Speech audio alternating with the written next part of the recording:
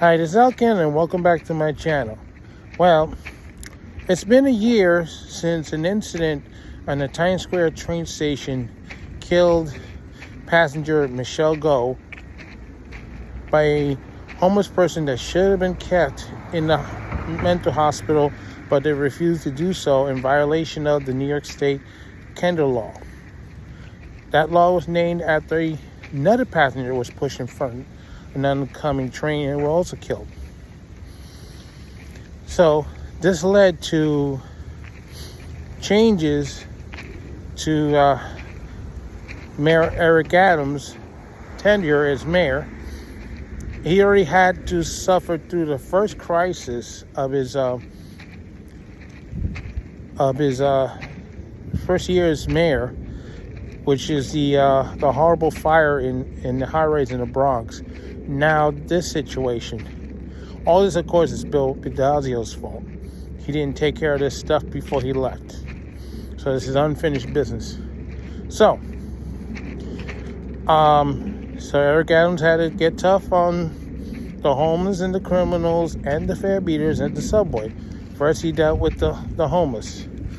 He was not going to allow them to stay on the system. He wanted them kicked out of the system.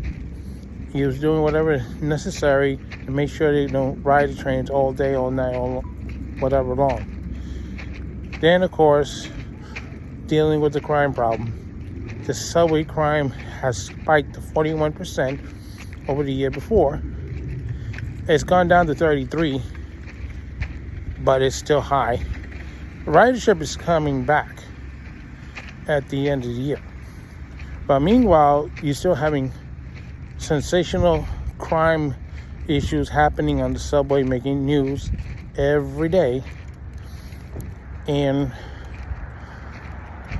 unfortunately,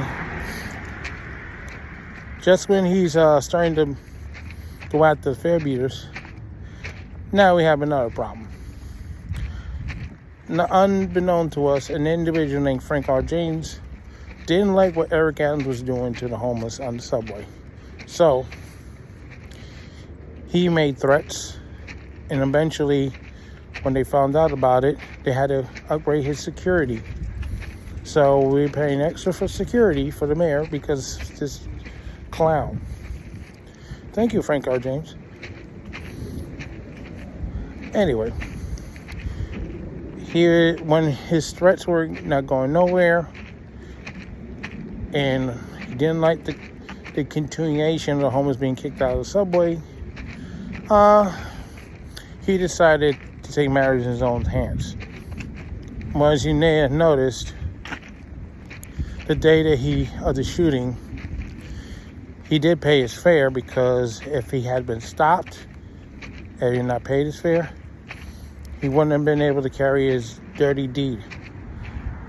They would have caught him red-handed with all the equipment, and that would have been the end of it. But he paid his fare at the Kings Highway Station, asked the collector to let him in, so he bring the equipment in. Nobody knows what he was about to do. And then, as the train was getting to 36th Street, 4th Avenue in Brooklyn, he let off 2 grenades, smoke grenades, and started shooting. I think 10 passengers were shot.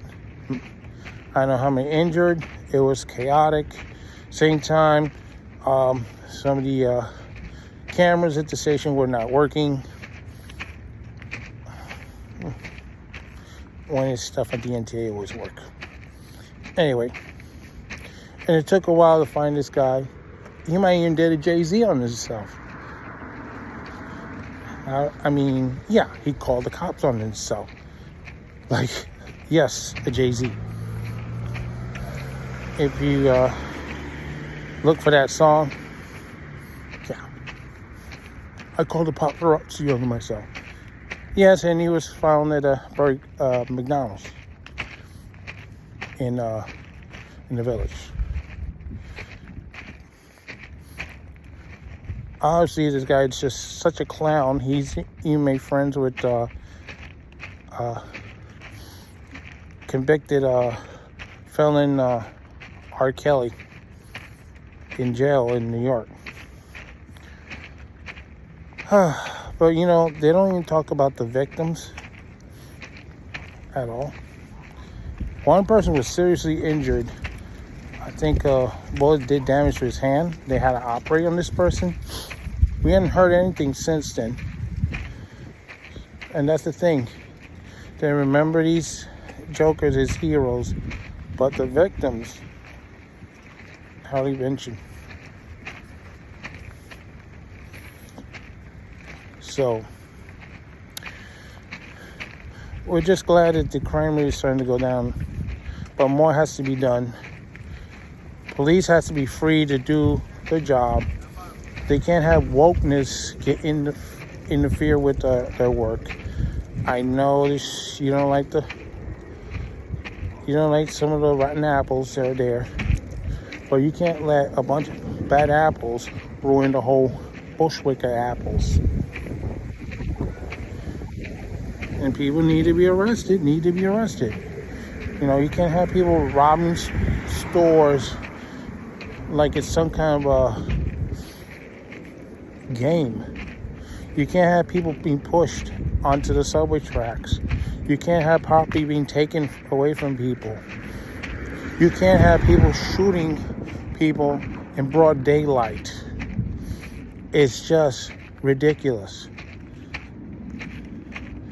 And of course, we blame de Blasio for this because he didn't give a crap. It may look good. Now he's a professor because nobody wants him as a politician anymore. Isn't that something? This is Al Ken saying so long for now. Don't forget to stop and please send a like, follow, and comment on this video.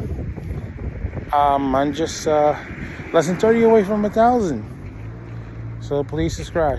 Take care.